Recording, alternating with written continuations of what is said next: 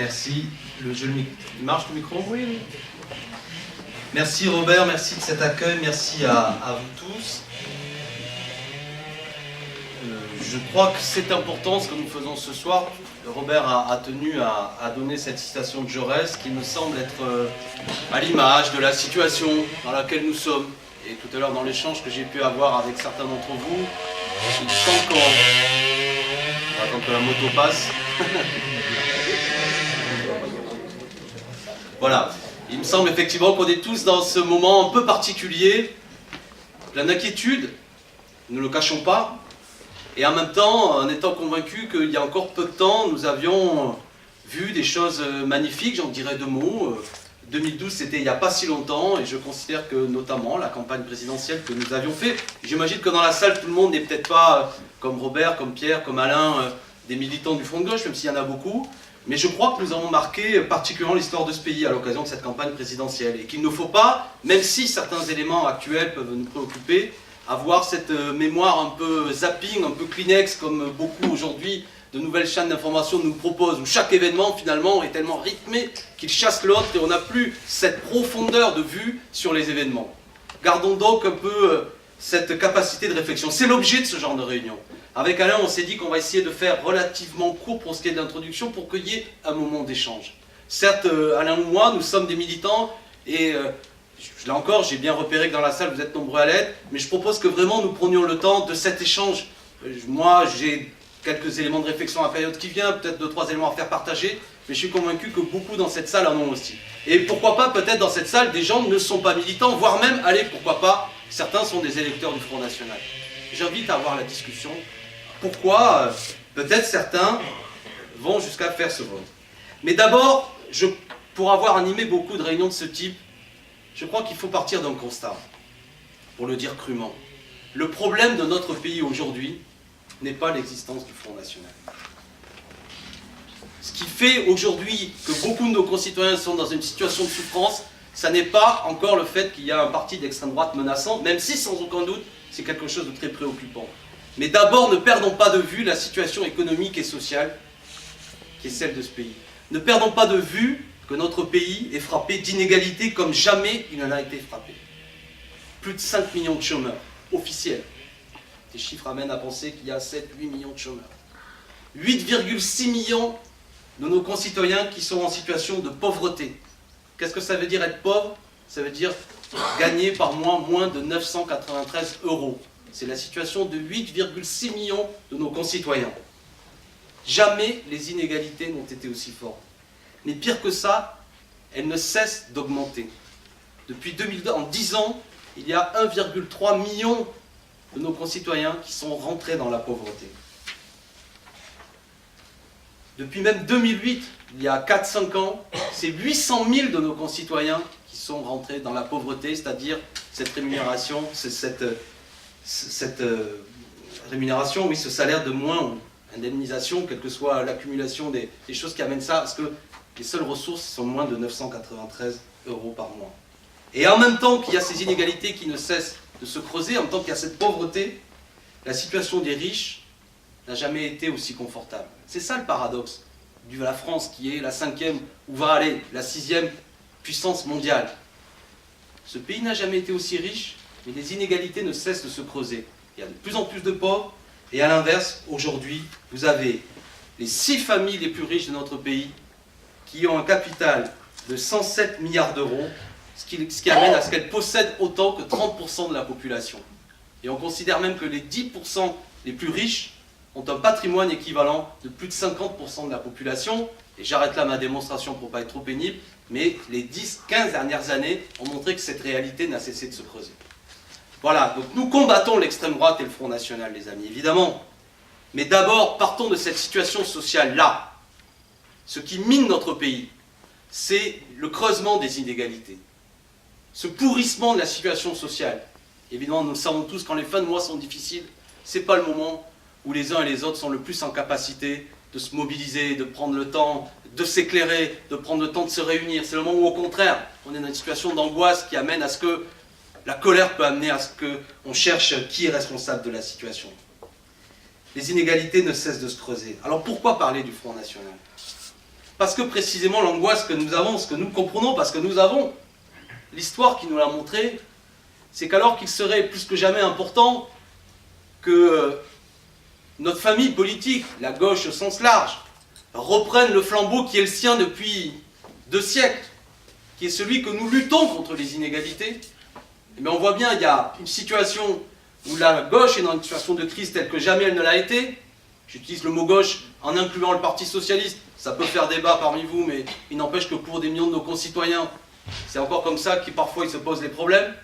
Et puis nous avons aussi une situation politique où nous rencontrons des difficultés à faire vivre une alternative.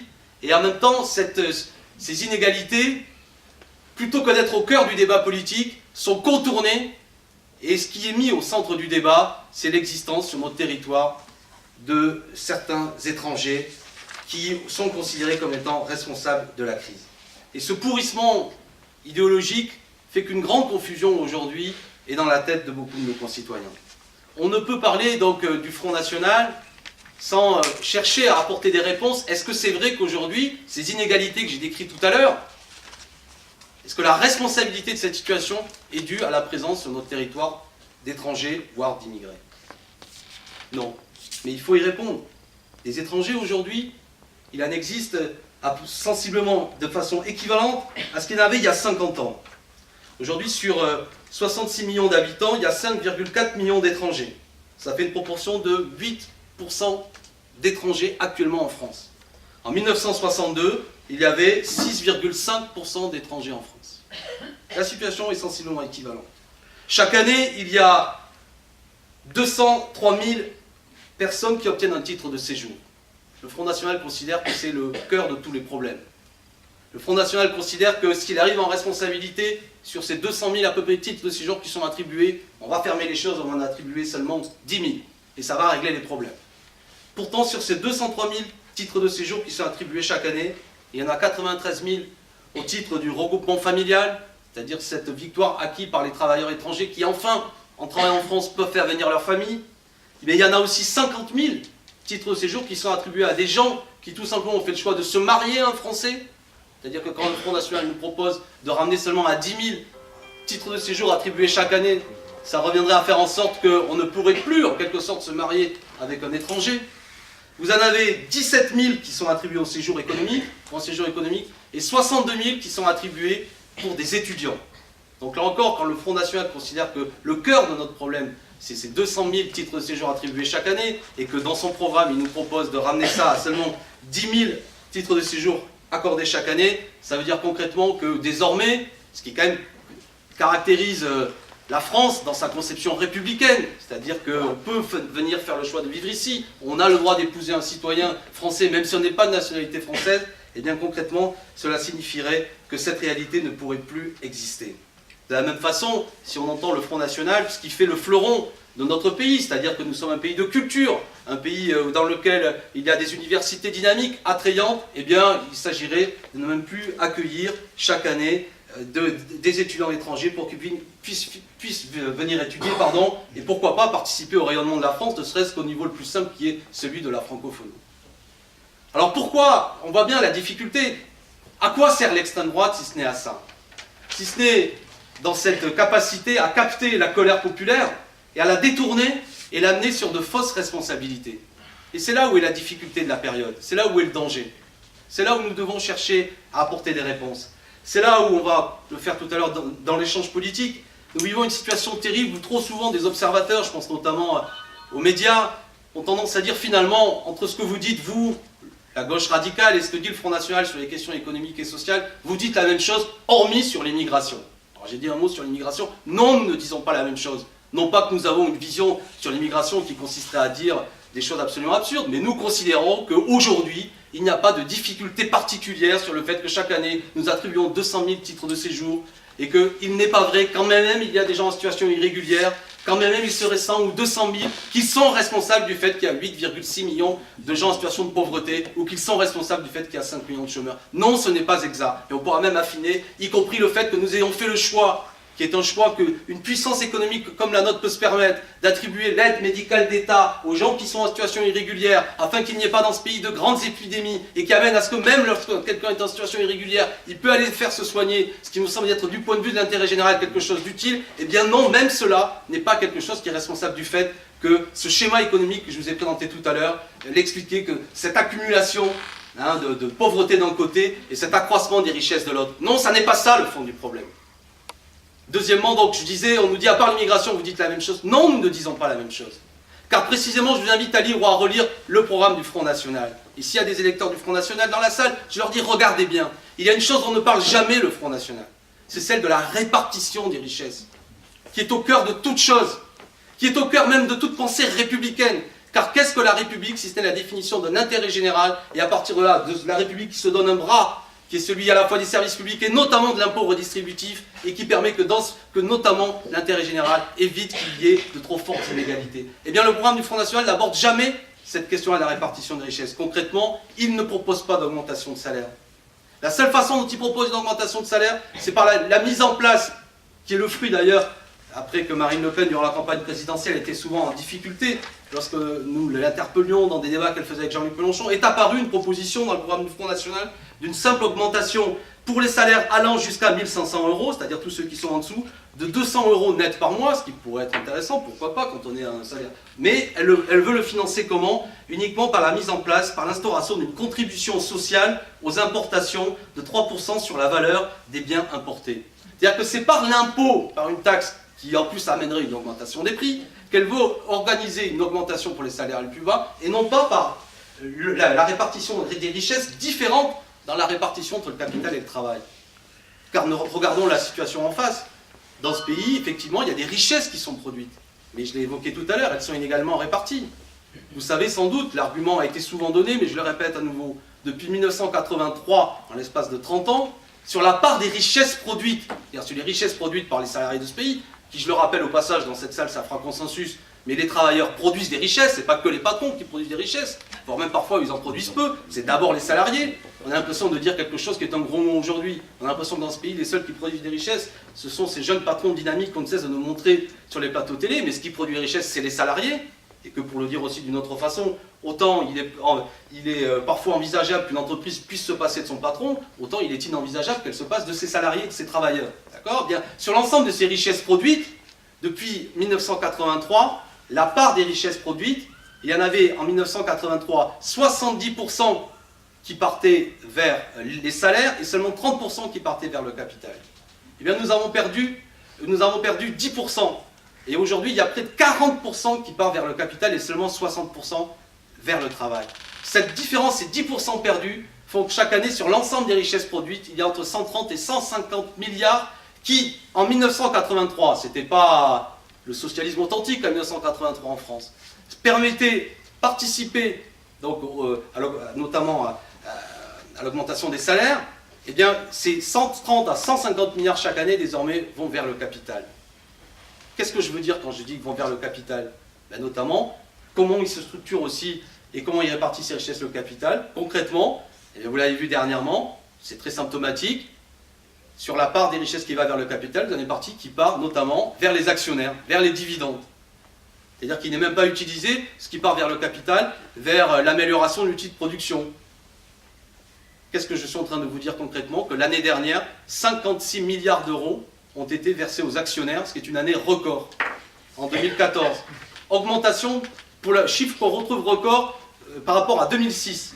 Ça faisait 7 ans avec la crise, la part reversée aux actionnaires avait un peu baissé. Et bien l'année dernière, Cocorico, enfin, pour ce qui est de l'année 2014, les chiffres sont tombés. Bénéfice record reversé aux actionnaires, 56 milliards. Les amis, c'est ça le cœur de la discussion quand on veut faire de la politique. Le reste, c'est du baratin. Est-ce que le Front National parle de ça? Jamais. Est-ce que le Front National dit, au vu de cette structure de la répartition des richesses, il est temps quand même qu'il y ait une part plus importante qui aille vers les salariés? Non.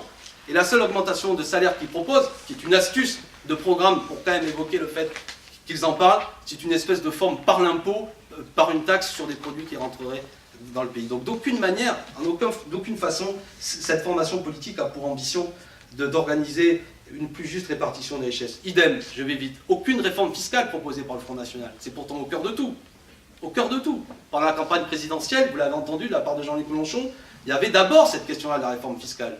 Nous, au Parti de gauche, on propose qu'il y ait 14 tranches d'impôts qui soient mises en place, 6 tranches nouvelles, avec un impôt beaucoup plus, une meilleure répartition, beaucoup plus redistributif. Rien de tout cela dans le programme du Front National. Autre proposition, on nous dit vous avez le même programme que le Front National. Nous proposons des droits nouveaux pour les salariés, des droits nouveaux dans l'entreprise, de contrôle sur les salariés. Pas une seule ligne dans le programme du Front National.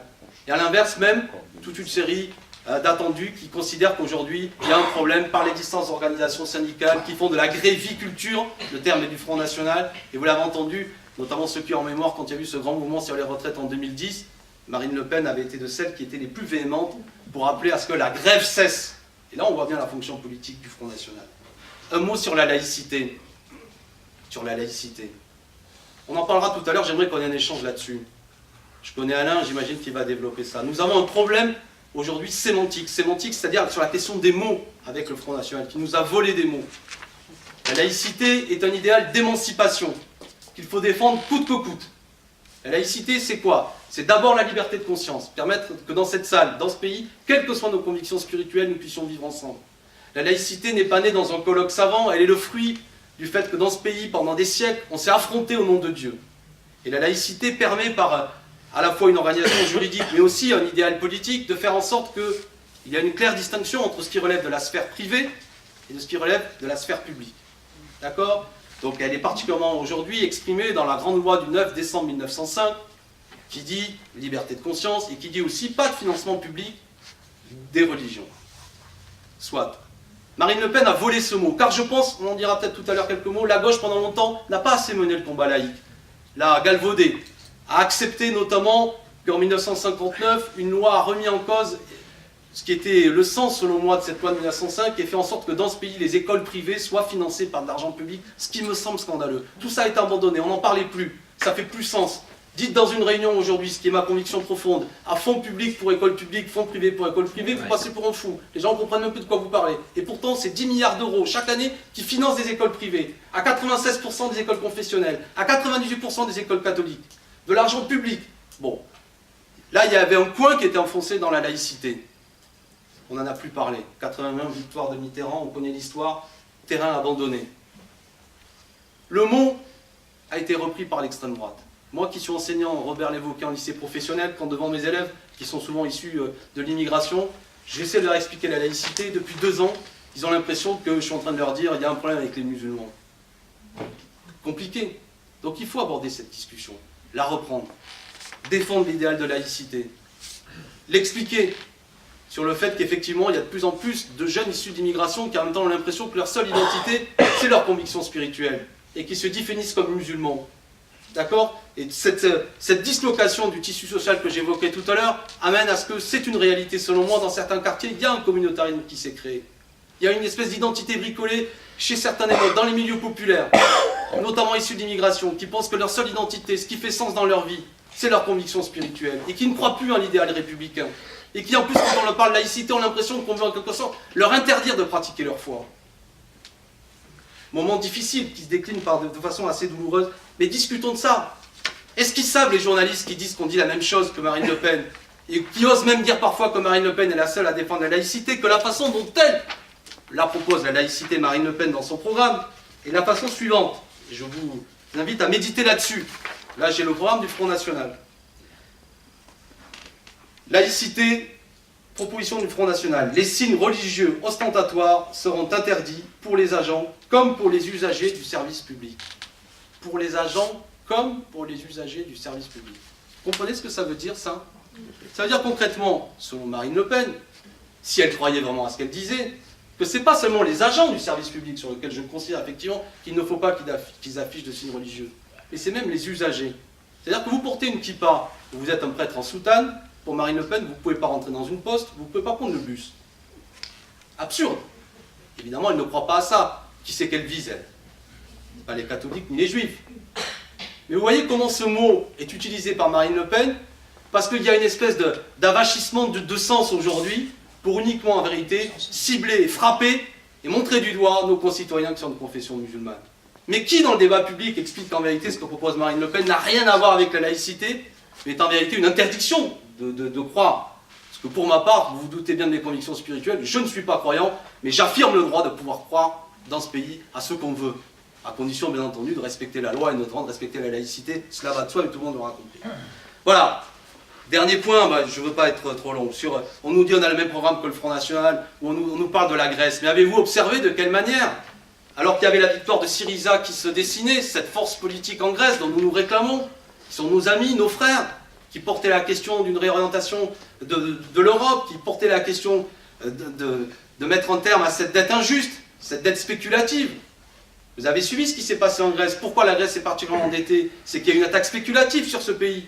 Qu'à partir de 2006-2007, la crise des subprimes a amené à ce que les mêmes banques qui avaient perdu beaucoup d'argent du fait de leur comportement scandaleux aux États-Unis, sont revenus bien souvent rôder en Europe pour attaquer un pays, notamment un pays qu'ils considéraient comme faible, prétextant du fait que les comptes de ce pays avaient été maquillés.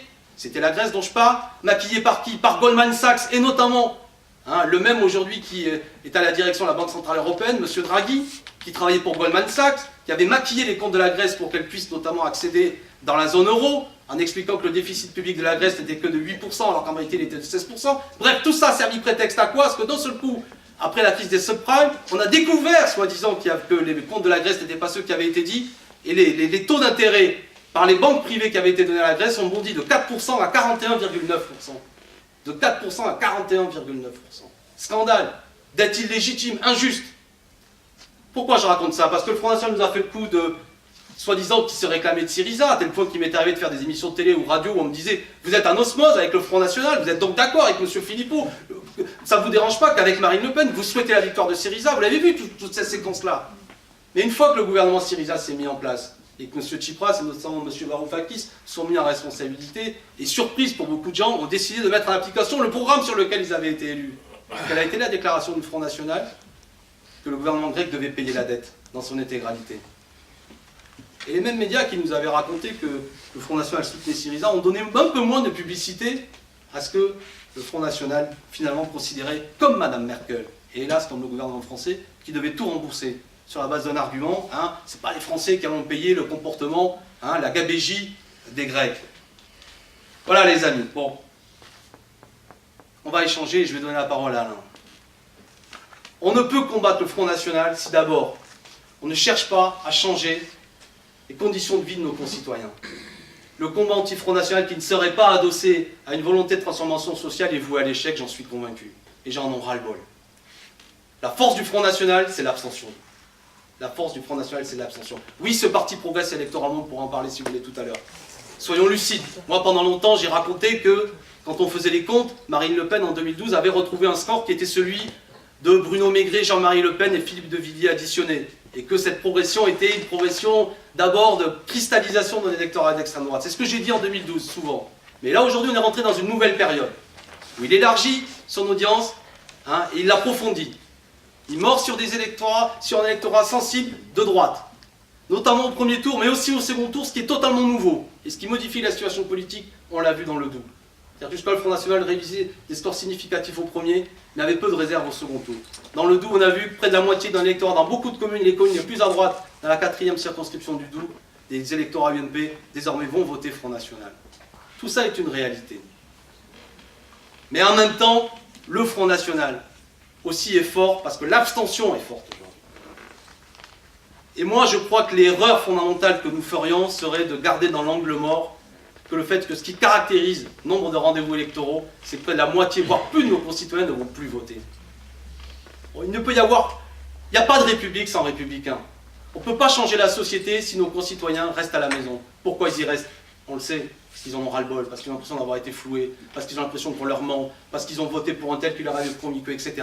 Et qu'au bout d'un moment, ils nous englobent tous là-dedans, y compris les gens comme moi, comme vous. Vous, le Front de gauche, vous êtes de gauche, on a voté à gauche, etc. Excuse-moi, Pierre. Donc la question à se poser, c'est la bataille culturelle.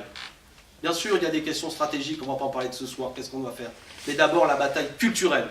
Comment nous remettons dans le débat public, auprès de secteurs de la population qui ne discutent plus, qui n'entendent plus de politique, comment nous recréons le lien avec ces gens-là, notamment pour en refaire des citoyens. Il faut que la grève civique s'arrête.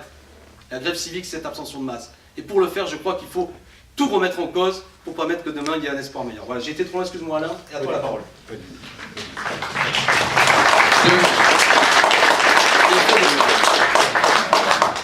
En deux mots, je vous présente Alain Ayot. Alain Ayot est universitaire, docteur en sociologie et en anthropologie. Il est membre de la direction du Parti communiste français, dont il est le délégué national à la culture. Il est aussi conseiller régional PACA, et surtout, il sait de quoi il parle ce soir, en plus de ses livres. Il a été sur le terrain, il a été un acteur important du combat victorieux contre le couple Maigret à Vitrolles. À toi, Alain. Merci. C'est pas la première fois qu'on fait un débat, Alexis et moi. Alexis, il aime bien parler debout, moi je préfère parler assis. Donc vous m'excuserez, mais je vais rester assis. Voilà. C'est sans doute l'habitude des cours dans les amphis. Voilà. Effectivement, Alexis a eu raison d'insister plus sur le contexte général dans lequel se mène notre combat contre le Front National. Je vais donc, pour lancer le débat, puis ensuite je reviendrai aussi sur les questions générales qu'a abordé Alexis, je vais donc plutôt, moi, me concentrer sur ce que j'appelle dans ce bouquin la contre-offensive, sur les conditions même d'une contre-offensive, parce que maintenant, nous sommes parvenus à un stade avec le résultat de Marine Le Pen aux européennes, avec ce qui vient de se passer dans le Doubs, malgré ce qui s'est passé en début de 2015 avec la mobilisation après les attentats de Charlie Hebdo et de l'épicerie cachère, nous constatons dans cette élection du Doubs que le rapport de force est le même. Alexis a raison d'insister sur le fait qu'il y a l'influence en progression du Front National, mais il y a aussi le recul en influence aujourd'hui globalement de la gauche, avec un taux d'abstention tellement élevé que cette abstention devient un véritable obstacle au développement d'une construction, d'une alternative de gauche dans ce pays. Donc moi, je vais me concentrer sur cette contre-offensive avec un propos en 3 temps, ça ne vous étonnera pas l'universitaire. Premièrement, de quoi le Front National est-il le nom? Voilà. Deuxièmement, de quoi est-il le symptôme?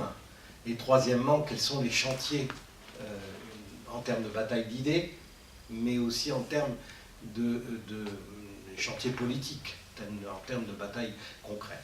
D'abord, de quoi le Front National est-il le nom? Je vous passe, peut-être qu'on y reviendra dans la discussion, sur le fait que depuis 30 ans, on s'est pas mal fourvoyé dans la tentative de définir à quoi on avait affaire. Je passe là-dessus, si vous voulez, on y reviendra. Mais ce qui est... je préfère être dans la dimension plus analytique et aller à l'essentiel. D'abord, ce n'est pas un phénomène franco-français. C'est un phénomène européen, voire mondial, mais on va laisser l'analyse par exemple de ce néo-fascisme d'inspiration prétendument islamique, mais qui est une véritable extrême droite qui s'est développée. On pourrait aussi parler des néoconservateurs américains, etc. Mais on va parler du phénomène européen. À l'échelle de l'Europe aujourd'hui, quasiment dans une quinzaine de pays européens, on a l'émergence d'une nouvelle droite. J'emploie à dessein l'expression de droite, parce que cette droite que je qualifie, moi, parce qu'à un moment donné, vous savez que Camus dit que ne pas nommer les choses, c'est ajouter au malheur du monde. Moi, je pense qu'à un moment donné, il faut nommer les choses. Voilà. Je parle de national-populisme, je pourrais m'en expliquer tout à l'heure, je ne veux pas perdre de temps là-dessus, on pourrait parler d'autre chose. Mais ce que je crois, c'est que dans une quinzaine de pays européens aujourd'hui, une nouvelle droite nationaliste et populiste, réunissant à la fois des forces issues de l'extrême droite, c'est ça qui est important, mais des forces aussi issues de la droite. Et c'est très important de voir ça, parce que cette convergence autour du national-populisme, d'une droite décomplexée et d'une extrême droite tout aussi décomplexée par rapport à son propre passé, est une donnée qu'historiquement, Alexis est plus historien que moi, mais historiquement on l'a déjà rencontré dans ce pays. En France, chaque fois que l'extrême droite a progressé, en fait elle a progressé en alliance avec d'autres. Les anti-Dreyfusards, ils ne venaient pas que de l'extrême droite. Voilà, la grande droite militaire, antisémite, nationaliste était dans le coup. Le maréchal Pétain ne sortait ni des Croix de Feu, ni de l'Action française. Le maréchal Pétain appartenait à une droite bien nationaliste. Et le phénomène est en train de se reproduire à l'échelle européenne et particulièrement aussi chez nous. Donc on a une tradition historique qui me fait dire au passage que pendant des années, quand on a laissé penser, pas nous à gauche, que le Front National avait quelque chose à voir avec la gauche, Alexis en a fait son sort sur le programme actuel. Mais pendant très longtemps, un sociologue très connu, Pascal Perrineau, est venu nous expliquer que le Front National puisait ses forces dans l'électorat communiste, ce qui est totalement faux. Je pourrais vous en faire tout à l'heure la démonstration, elle est très facile à faire. Fondamentalement, le Front National vient de la droite et de l'extrême droite. Il puise ses racines dans l'extrême droite et le processus de gonflement de son électorat vient pour l'essentiel. Aujourd'hui, il est en train de se passer des choses un peu dangereuses. On y reviendra sans doute dans le débat. Mais pour l'essentiel, ça vient d'un siphonnage des voix de la droite prétendument classique et républicaine. Voilà. Regardez ce qui se passe dans le Doubs. C'est l'effondrement de l'UMP qui permet la progression du Front National. Donc, le Front National est une force qui vient de cette dimension-là. Il est en train, par ce qu'on a appelé la lepénisation des esprits, par cette tentative incroyable, Marine Le Pen se réfère à Gramsci maintenant, voilà, par cette tentative de conquête d'une hégémonie culturelle, voilà, ce qu'on a appelé la lepénisation des esprits, sur laquelle on reviendra. On est face aujourd'hui à une progression d'une force qui n'est pas du tout, qui n'est plus du tout une force exprimant un cri de colère, le soupir de la créature opprimée, pour parler comme Marx, ou une protestation, mais qui est, bien au contraire, une force porteuse d'un projet de société. Voilà. Alexis l'a un peu abordé, c'est un projet très dangereux, très dangereux. Et ce qui est en train de se passer aujourd'hui, c'est que face à la faiblesse de notre capacité à construire aujourd'hui une alternative de gauche, une alternative progressiste, face à la dérive libérale de la gauche, on va dire, issue du socialisme, ou de la social-démocratie, pour aller vite, face à cette béance, à ce trou, au fait qu'on ne répond plus à la colère contre la catastrophe actuelle produite par le libéralisme, eh bien, ce national-populisme apparaît comme une force alternative crédible. Voilà. Et cette force alternative, est en train de se construire aujourd'hui une sorte de face-à-face qui est mortifère pour nous. Mortifère, littéralement mortifère.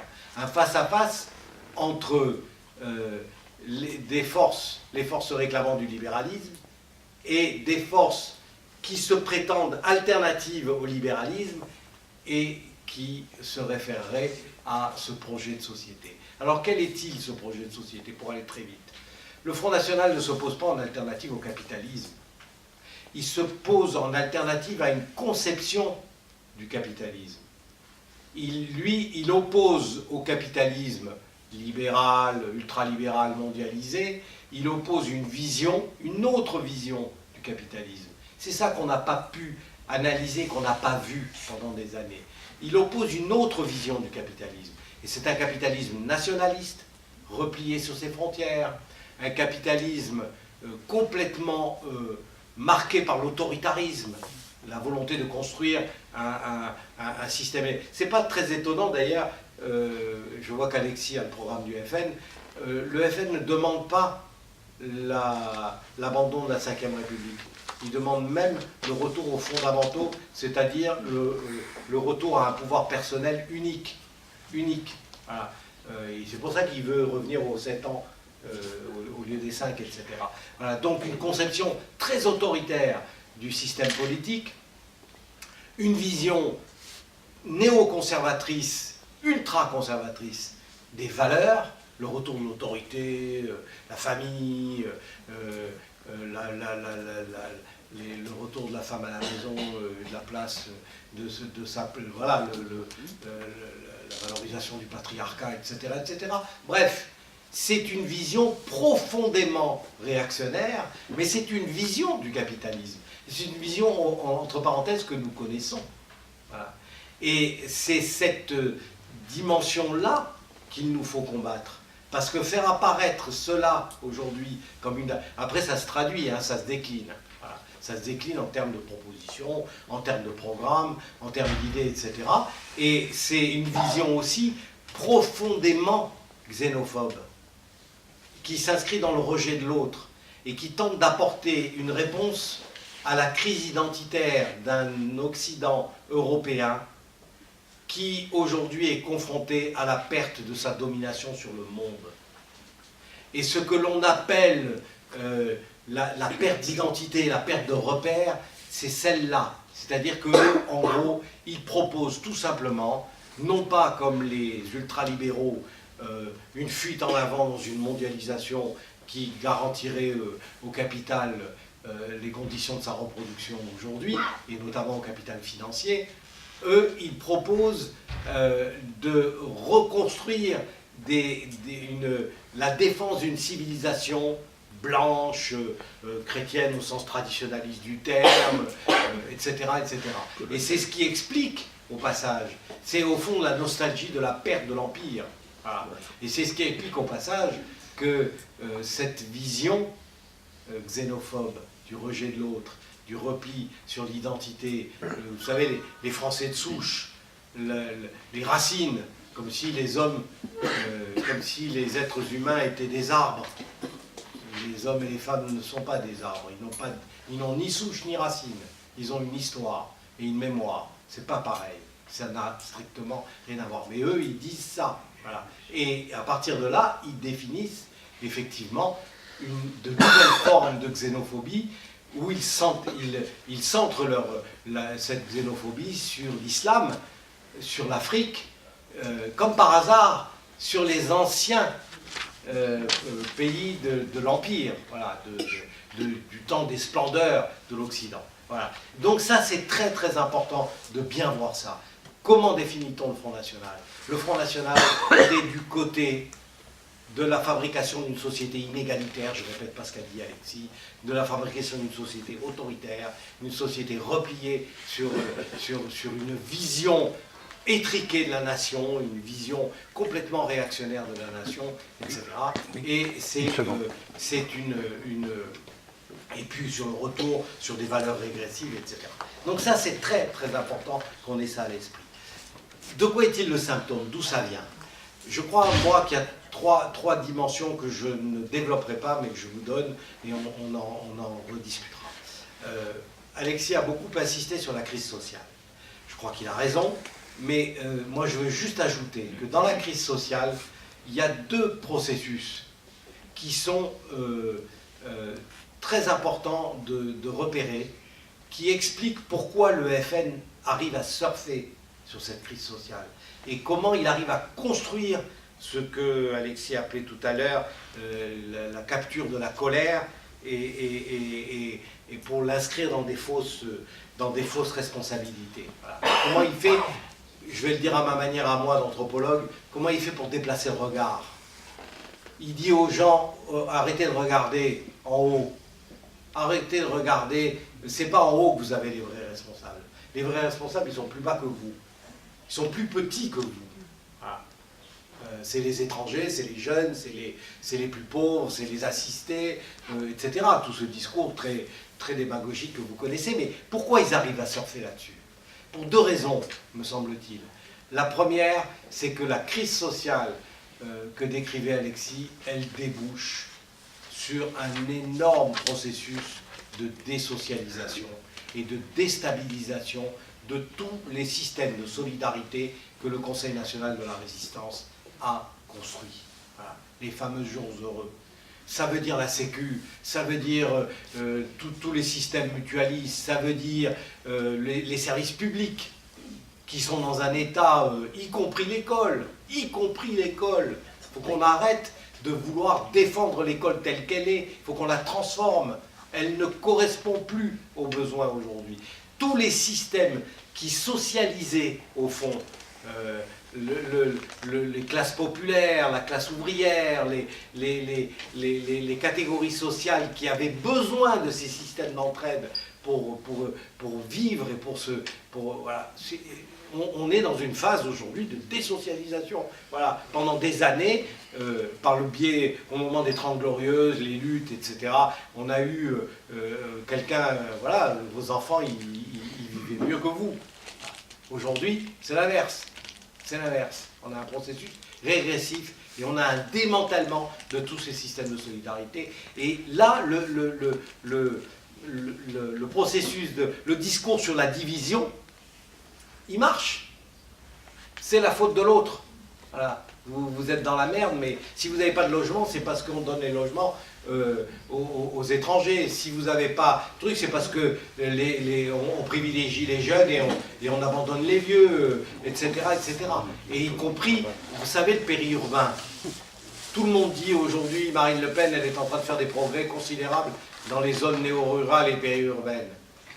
Vous savez qui vit là-dedans? Ce sont des classes moyennes qui ont connu la promotion sociale pendant les 30 ou 40 dernières années et qui aujourd'hui sont confrontés à des processus de prolétarisation, de déclassement. Voilà. Ils connaissent eux aussi le chômage, ils connaissent eux aussi les difficultés pour leurs enfants. Et c'est là, tout d'un coup, que le discours du Front National prend sens. Voilà.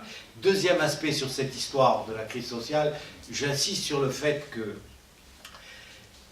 les dernières migrations en France, les Maghrébins, en gros les Algériens et les Africains, sont arrivés à un moment où on les avait fait venir, d'ailleurs au passage, hein, on les a fait venir. N'oublions pas que dans les accords d'Évian sur l'indépendance de l'Algérie, il y avait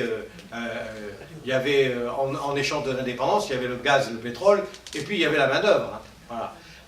Ces gens-là sont arrivés à un moment où il y avait du travail, et très très vite, le milieu des années 70, la crise est arrivée. Elle a commencé de manière symptomale par le pétrole, la fameuse crise de l'énergie, mais en réalité, on sentait bien qu'on entrait dans une crise profonde du système capitaliste. Et ces gens-là, autant les vagues migratoires précédentes, elles ont connu des processus d'intégration par le travail, voilà. Autant ces vagues migratoires, elles arrivent et les pères, après les regroupements familiaux, les pères se retrouvent au chômage et on rentre dans un cycle terrible, voilà, où on continue de parler de population issue de l'immigration, mais on plaisante ou quoi? Les jeunes d'aujourd'hui, ils sont de la 3e, voire parfois de la 4e génération. Et ils sont français et ils ne sont que français. Voilà. Et si ces gens-là, je veux pas, voilà, je vais raccourcir, ces gens-là, ils subissent ce que j'appelle une double peine. Voilà. Ces jeunes-là, ils subissent la peine de tout le monde, des politiques d'austérité, et ils subissent en plus une discrimination parce qu'ils s'appellent Mohamed ou Mamadou, parce qu'ils ne peuvent pas accéder au logement, parce qu'ils sont en échec scolaire, parce que l'école est inadaptée à leur situation, etc., etc., etc. Et ça, dans cette crise sociale, là aussi, vous avez cette sorte de... Et ces poches de marginalisation sociale, de paupérisation qui se sont créées dans les grandes villes, elles viennent de là, avec les populations qui étaient solvables, qui ont commencé à partir. Et ce que Valls appelle, si vous voulez, moi, tout à l'heure dans le débat, je vous le dirai, mais je n'accepte ni le mot apartheid, ni le mot ghetto, ni le mot peuplement. Je trouve qu'on est dans la logique de Valls est horriblement dangereuse. Je vous l'expliquerai si vous voulez, en tout cas je vous donnerai mon point de vue. Deuxième symptôme, c'est la crise politique. Je ne vais pas développer, vous voyez très bien de quoi je veux parler. La crise politique n'est pas qu'une crise de la représentation, c'est une crise de la République, voilà, la 5e République est à bout de souffle, voilà. Elle ne représente plus rien, et les gens ne se sentent plus représentés. Voilà. Et sans doute d'ailleurs, au passage, si nous avons tant de mal, ça ce sera peut-être un débat entre Alexis et moi, mais si nous avons tant de mal à incarner l'alternative et à récupérer ce que perd le PS, c'est parce que je pense que face à cela, il y a non seulement le refus d'une partie de l'électorat de gauche des politiques Hollande-Valls, mais il y a aussi la crise de la politique qui fait qu'au fond, ces gens-là perdent confiance globalement dans la politique, et pas simplement dans le Parti socialiste, mais globalement, ils n'en veulent plus. Voilà, et c'est d'où le refuge dans l'abstention. Donc la crise politique, mais la crise politique, au passage, elle profite au FN, vous savez pourquoi? Parce que le FN n'a jamais gouverné. Il apparaît comme une force neuve, là. Autant dans le précédent, sur la crise sociale, il surfe sur la division, la haine, le racisme, la xénophobie, et il fait ses choux gras. Autant là, il dit, mais vous m'avez jamais essayé. Moi, je suis vierge dans cette affaire. Voilà.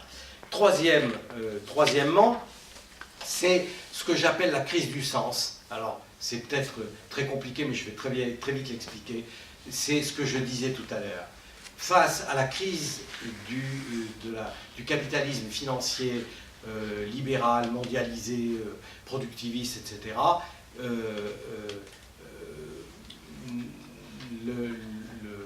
après la chute du mur de Berlin, nous avons beaucoup tardé à reconstruire une alternative en termes de projet de société d'émancipation humaine. Voilà. Quelle alternative avons-nous offert à la fin de l'histoire? Quand les théoriciens américains nous disaient, après la chute du mur de Berlin, c'est la fin de l'histoire, le capitalisme a gagné. Vous connaissez Warren Buffett? Il dit, la lutte de classe existe, c'est la lutte des riches contre les pauvres, mais circuler, il n'y a plus rien à voir, les riches ont gagné. Voilà, les riches ont gagné. Qu'est-ce qu'on a fait là? Là, il y a une vraie crise du sens. Une vraie crise du sens. C'est-à-dire une crise des repères. Où est l'alternative au capitalisme aujourd'hui? Et l'intelligence politique du Front National et des autres forces nationales populistes qui apparaissent en Europe, c'est pas un hasard si elles se sont construites contre la construction libérale de l'Europe. Ça renvoie à ce que je disais tout à l'heure. Eh bien, voilà, elles sont... ils veulent apparaître, eux, comme l'alternative. Et si nous n'occupons pas ce terrain de l'alternative, effectivement, ça sera mortifère pour l'avenir. Dernier aspect, les chantiers de la contre-offensive. Il y a effectivement toute une série de choses importantes qui sont devant nous, la gauche, voilà, et en particulier cette gauche de transformation sociale, cette gauche d'alternative, dans laquelle il y a les communistes, où il y a le front de gauche avec le parti de gauche ensemble, mais il y a aussi d'autres forces syndicales, associatives, d'autres forces politiques également. Il y a des choses qui bougent chez les Verts, il y a des choses qui bougent chez les socialistes, il y a des choses qui bougent dans le mouvement syndical. Moi, j'appartiens un département, je vis dans un département où une partie des organisations syndicales ont décidé désormais de manifester contre la désindustrialisation du département avec l'ensemble des forces politiques. C'est quasiment unique en France.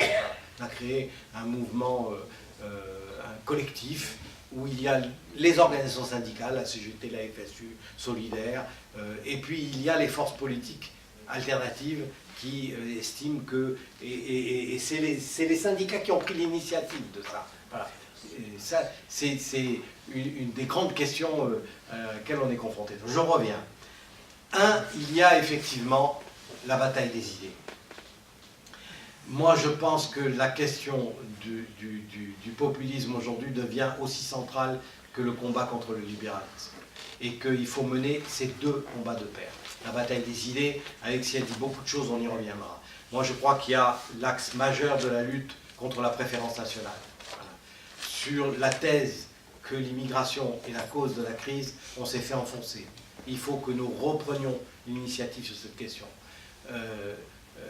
Alexis a dit beaucoup de choses. Je signale au passage que les pays qui n'ont pas... Il y a en Europe des pays... le pays le plus en crise en Europe est celui qui a connu le moins d'immigration dans son histoire. La Grèce n'est pas un pays d'immigration, c'est un pays d'émigration qui a fourni des immigrés à des tas de pays dans le monde. Or, c'est le plus atteint par la crise. Donc on voit bien que ce n'est pas l'immigration qui est à l'origine de la crise en Grèce. Et vous avez des pays qui n'ont pas de chômage, qui ne connaissent pas la crise, et qui sont profondément populistes, et qui rejettent les étrangers, et qui ont des vagues migratoires importantes depuis 20, 30 ans, 40 ans, 50 ans. La Suisse, 3% de taux de chômage, c'est la rotation normale du marché du travail. Il n'y a pas de chômeurs en Suisse. Voilà. Le résultat des courses, la Suisse, ça ne l'a pas empêché de voter, d'avoir un référendum où elle a demandé de virer les étrangers, et en premier lieu les Français. Hein. Ça nous ramène peut-être un peu sur terre d'ailleurs. Voilà. Nous en Suisse, on est considérés comme des indigènes, quasiment, et on veut nous virer. Voilà. Donc la bataille des idées, il faut qu'on reprenne l'offensive sur cette question de l'immigration. L'immigration n'est pas la cause de la crise. La cause de la crise, c'est le capital. Voilà. Voilà. Deuxièmement, il faut qu'on reprenne l'offensive sur la question de la nation. La France de Marine Le Pen n'est pas la nôtre. Mais notre France à nous, c'est celle de la Révolution française, c'est celle de la République, c'est celle de la démocratie, de la laïcité, c'est toute une série de choses. Mais en même temps, il faut qu'on soit conscient d'une chose, c'est que ce n'est pas en copiant le passé qu'on va résoudre les problèmes. Voilà. Pas en copiant le passé. Les acquis, voilà, les acquis sont en crise, donc il faut réinventer, je le crois. Mais on peut aussi continuer comme ça, je ne le ferai pas, mais Marine Le Pen se prétend sociale. Comment peut-on avoir une politique sociale en divisant les classes populaires, en dressant les uns contre les autres? Ça, c'est l'argument politique de fond, mais après, on peut continuer, hein, parce que les arguments sur en fait, Marine Le Pen, c'est le social contre la lutte de classe. Vous avez remarqué que Marine Le Pen ne soutient jamais un mouvement syndical, jamais une manifestation. Elle n'est jamais dans la rue aux côtés de qui que ce soit. Voilà. Par contre, elle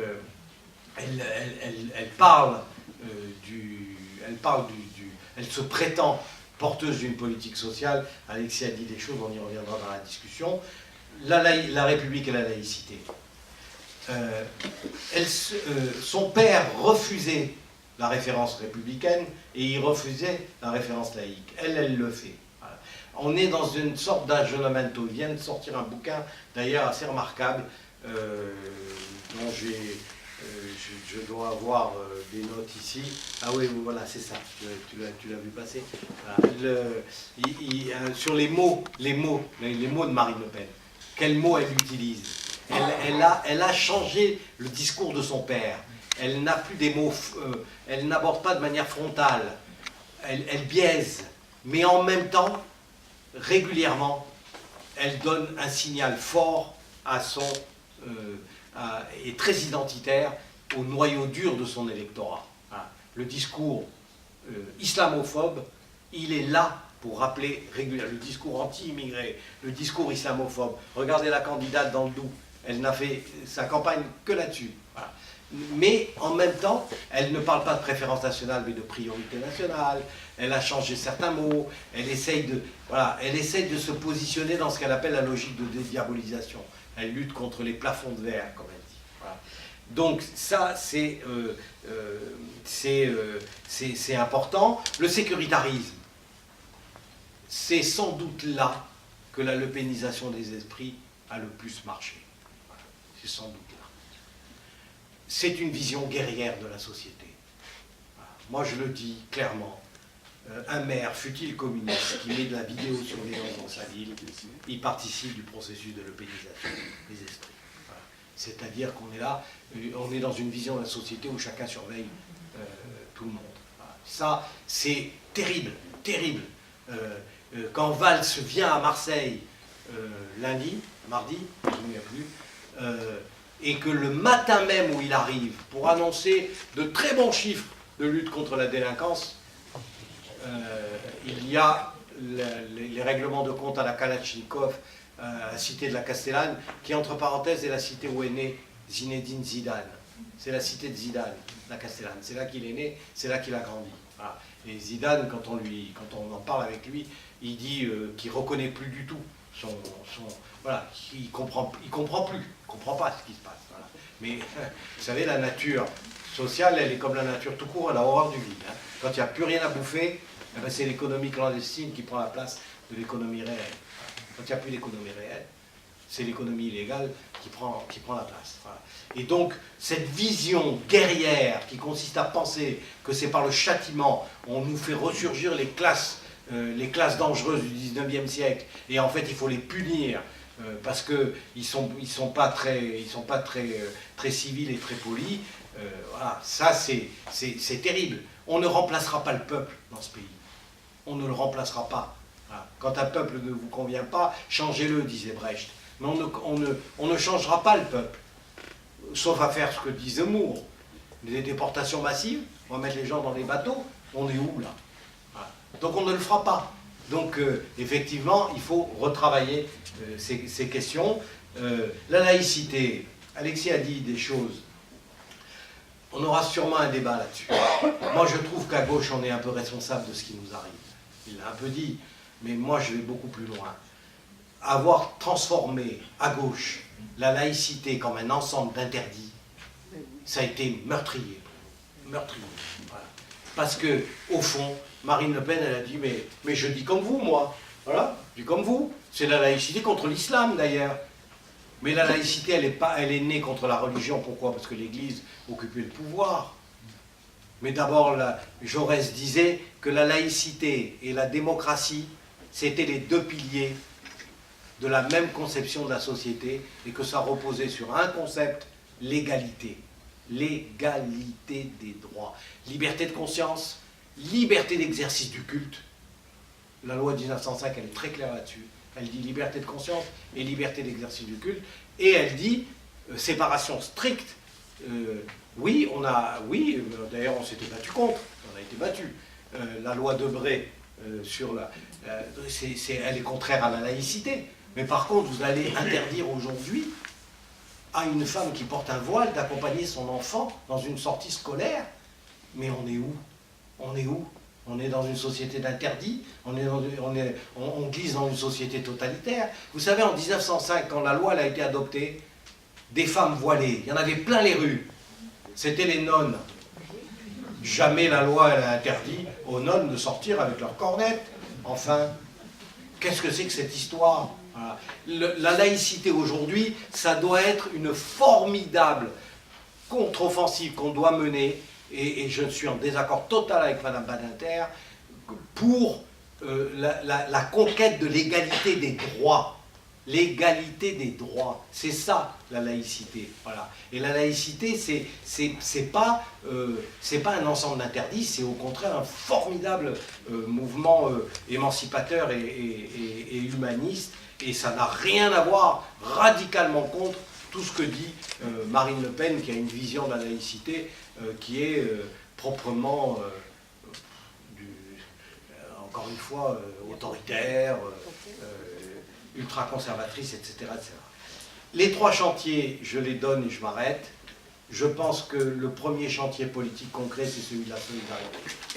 Il faut renouer les liens de la solidarité dans les quartiers populaires, entre les gens des quartiers populaires et les autres, dans les entreprises, entre les travailleurs détachés et les travailleurs sous statut, les travailleurs immigrés et ceux qui ne le sont pas, etc., etc. J'ai fait des débats extraordinaires, j'ai fait un débat fabuleux dans la vallée de la Funch, Florange, Gandrange, etc., en Lorraine, où sur les questions entreprises aujourd'hui, une des raisons qu'avançaient les syndicalistes, c'était qu'on n'avait pas mené suffisamment le combat pour la solidarité entre les travailleurs. Voilà. On n'avait pas suffisamment mené ce combat. Et d'ailleurs, non seulement on l'a perdu, mais on a tout perdu, puisque la ville principale de la vallée de la Funch est tombée entre les mains d'un maire Front National. D'un maire Front National. Je ne sais pas si vous vous rendez compte. Voilà. Et Pierre Laurent me racontait l'autre jour qu'il est allé au chantier naval de Saint-Nazaire. Ça, c'est très révélateur et très intéressant, moi, je trouve. Avant le débat public, il déjeune avec l'actif du mouvement syndical des chantiers navals, voilà, les dirigeants du syndicat. Et ils lui disent, on a un problème, Pierre, on a un problème avec les travailleurs détachés, et les ouvriers dans les chantiers, ils nous parlent de préférence nationale. Et Pierre Laurent me dit, j'ai mis bien 10 minutes à me rétablir et à comprendre ce qui était en train de se passer. D'abord parce qu'il ne s'y attendait pas du tout à ça. Et il a fini par trouver la solution qui est évidente. Il leur a dit, écoutez, il n'y a pas de deux solutions avec les travailleurs détachés. Ou vous adoptez ce que propose Marine Le Pen et vous demandez leur expulsion, ou vous êtes dans une logique émancipatrice et de gauche, et vous vous battez pour l'égalité des droits. Voilà. Mais vous voyez bien qu'on est dans une alternative, là. C'est pas la même chose, hein. Renouer les liens de solidarité aujourd'hui, ça veut dire en finir avec les discriminations de toutes sortes qui pèsent aujourd'hui sur une partie de notre peuple. Et si une partie de notre peuple aujourd'hui a une appartenance confessionnelle qui ne nous plaît pas, ben c'est la réalité. Et cette réalité-là, elle ne doit pas nous empêcher de créer les conditions de la solidarité sur le terrain du combat social. Voilà. Notre ennemi, ce n'est pas l'islam, c'est le capital. Voilà. Notre ennemi, ce n'est pas l'islam, c'est le capital. Comme d'ailleurs, dans les années 30, quand Thorez disait « travailleur chrétien, je te tends la main », il disait quoi? Il disait « notre ennemi, ce n'est pas le christianisme, notre ennemi, c'est le capital, c'est les 200 familles, etc. » Donc ça, c'est un combat, renouer les liens de solidarité, retrouver les liens forts qui doivent unir sur des questions sociales, l'emploi, le logement, etc. Et ça, c'est pas du tout ce que fait Valls et Hollande, vous l'imaginez bien. Deuxième chantier, c'est le chantier de la 6e République, donc je ne développe pas, on en reparlera sans doute, mais en tout cas, c'est le chantier de la refondation de la politique, une politique plus citoyenne, qui arrête, c'est très important pour nous, parce qu'on est confronté, Alexis comme moi, les militants du PG comme les militants du PC, on est confronté aujourd'hui à un front de gauche qui est un peu trop cartel d'organisation et pas suffisamment ouvert sur la réalité citoyenne et populaire de notre pays. Voilà. Comment passe-t-on d'un front de gauche à un front du peuple, pour parler comme Jean-Luc Mélenchon de temps en temps, je pense que ça c'est une question forte. Comment refonde-t-on la pratique politique? Voilà. Ça, c'est un chantier énorme. Parce que la 6e République, ce n'est pas simplement une constitution, c'est aussi une autre manière de faire de la politique. Et le troisième chantier, et je m'arrête, c'est le chantier du projet. Du projet. Voilà. Nous avons besoin aujourd'hui de grandes propositions programmatiques qui nous identifient dans notre lutte contre le capitalisme, les libéraux et les populistes, mais nous avons besoin aussi de donner l'horizon, de tracer la perspective, la visée. Voilà. C'est quoi la société d'émancipation humaine que nous voulons pour notre pays? Voilà. Quelles sont les grandes valeurs? Voilà. On a dit liberté, égalité, fraternité le 11 janvier. Entre parenthèses, le 11 janvier, la liberté d'expression, la liberté et la fraternité, elle était présente dans les manifs. Je ne suis pas sûr que l'égalité, elle était très présente. Voilà. La preuve, c'est que ceux qui n'étaient pas Charlie ne sont pas venus. Parce que c'est eux les victimes des inégalités. Voilà. Comment on réinvente la lutte contre les inégalités? Comment on réinvente l'antiracisme? On a fait de l'antiracisme pendant des années à SOS Racisme en n'associant pas les victimes du racisme. C'est pas possible, on ne peut pas continuer comme ça. Voilà. Donc, il faut qu'on repense la visée, repenser la liberté aujourd'hui, repenser la démocratie, repenser la République, réinventer les formes de la solidarité, réinventer le modèle productif. Voilà. Ce que nos camarades du parti de gauche appellent la planification écologique. Moi, ce que j'appelle tout simplement le développement durable, c'est une autre conception du mode de production. Voilà. Tout ça, ça nécessite aujourd'hui un vrai travail de pensée, et c'est l'essentiel.